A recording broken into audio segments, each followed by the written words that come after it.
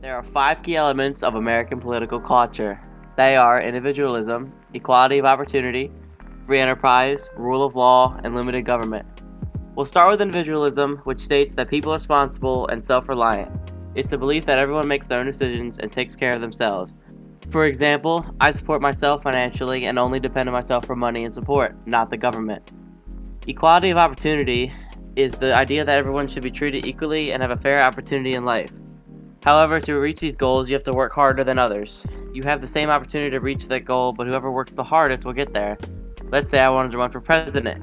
Technically, I have the same opportunity to become president, but the reality is, in the years of school and law you have to go through, Joe Byron worked way harder and got to become president from decades of hard work and education.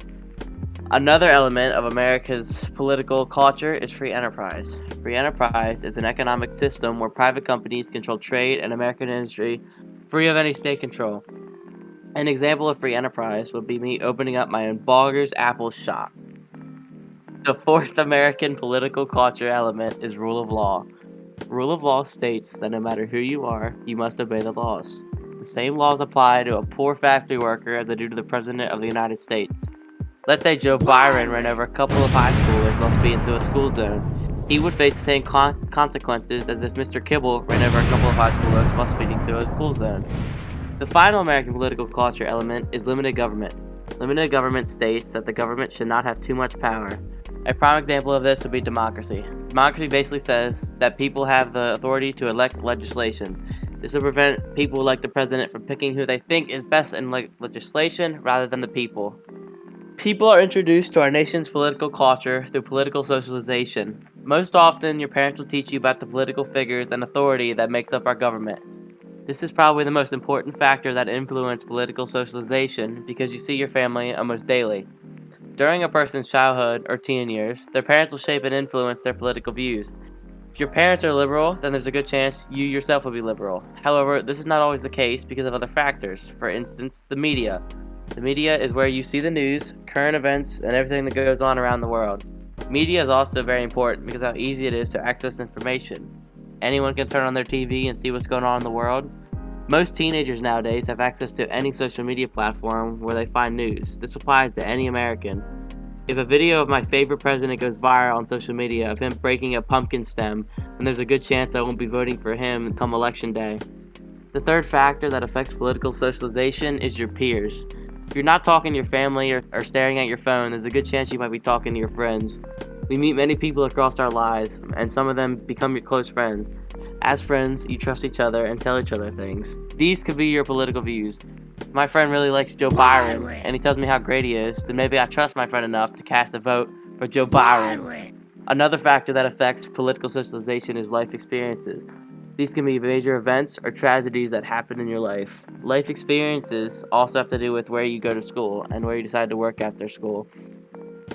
School and work is where you spend most of your life, so this is very important. Your political views will most likely be different if you work in an office for the government versus a miner who works hands-on all day long. At school, you are taught most, if not all, of what you need to know about government. You will take classes to master the understanding of our government. This will help students develop a better understanding of politics. The final factor that affects political socialization is religious tradition.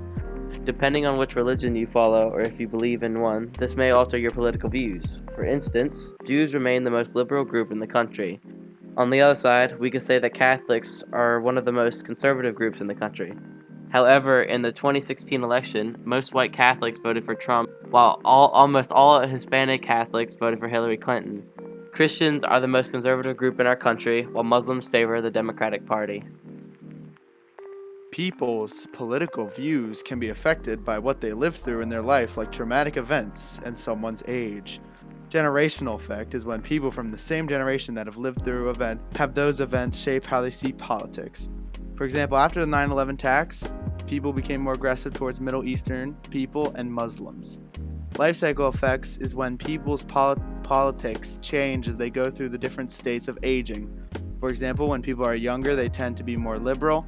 When they get older, they tend to get more conservative. Polling is very important in politics. They're used to gather information about how people feel about issues, how candidates are doing in elections, and many other things. The information is used then to predict elections and for lawmakers to see opinions on issues. There are a lot of different types of polls.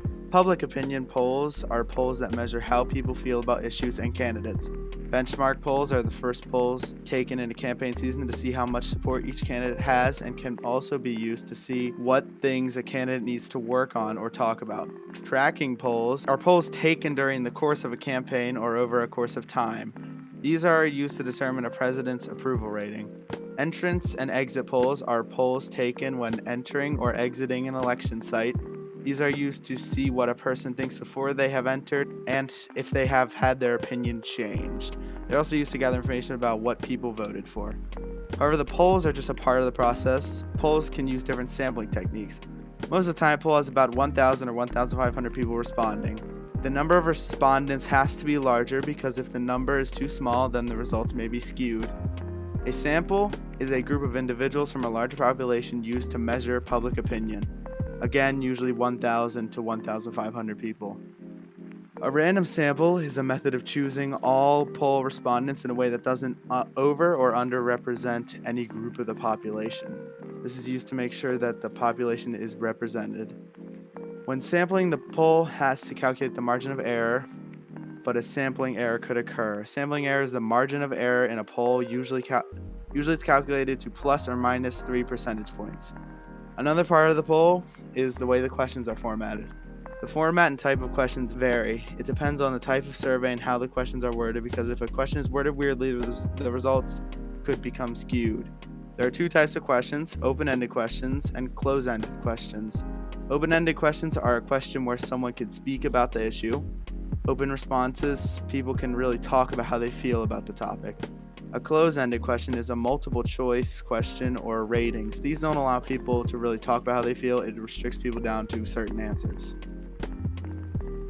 Public opinion polling are polls that measure how people feel about political issues, while policy debates is an argument between two teams on a given topic. The relationship between the two lies on the fact that both influence laws passed by the government. Cases like the Personal Responsibility of Work Opportunity Act, where they sent out surveys out before the legislation was passed.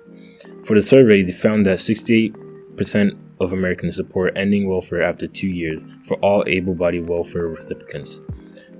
But some support for cutting off payments drops to 26% if the job is low paying, and 16% if the person cannot find a job. They used the data in support of the public to create welfare requirements. The act was able to help families with dependent children, which provides another chance for a better future. Seen in political parties, it's an alignment seen with liberal and conservative ideologies. Democrats and Republicans share different views on different issues, such as abortion, healthcare, and gun control. With abortion, Republicans are pro-life, while Democrats are pro-choice. Other examples, like healthcare, where Republicans oppose the Affordable Care Act, but Democrats support the Affordable Care Act. Finally, with gun control, Republicans prefer less regulations on firearms, but Democrats disagree and prefer more regulations on firearms. The two major parties' ideologies are split on most controversial issues today. Regulation of the government is a major part that impacts all other issues as well. People with liberal ideologies would say that the government's role is to regulate most things to make sure consumers are not taken advantage of. People with conservative ideologies believe that the government should adopt a laissez-faire policy, a French word that means to allow to do, basically leaving things on their own. They believe this makes for greater competition and greater quality products as a result.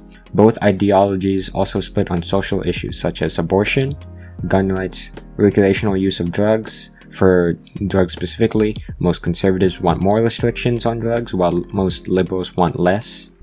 And for the death penalty, where most conservatives want the death penalty, reasoning that there are certain crimes that should be punished, and most liberals are against the death penalty, citing the cost of execution and the morality. The economy is very important to our nation. There are two main economic beliefs: Keynesian and supply-side economics. People with a Keynesian approach believe that the government should give money during a recession to combat the dip. Those who believe in supply-side economics would want tax cuts to encourage spending in businesses. Most fiscally conservative people believe in tax cuts, while most fiscally liberal people want a stimulus package when in a recession of the economy. The liberal ideology supports Keynesian economics, while the conservative ideology supports supply-side economics. Another name for it was Reaganomics because of Ronald Reagan, the Republican president who is one of the first modern-day Republicans.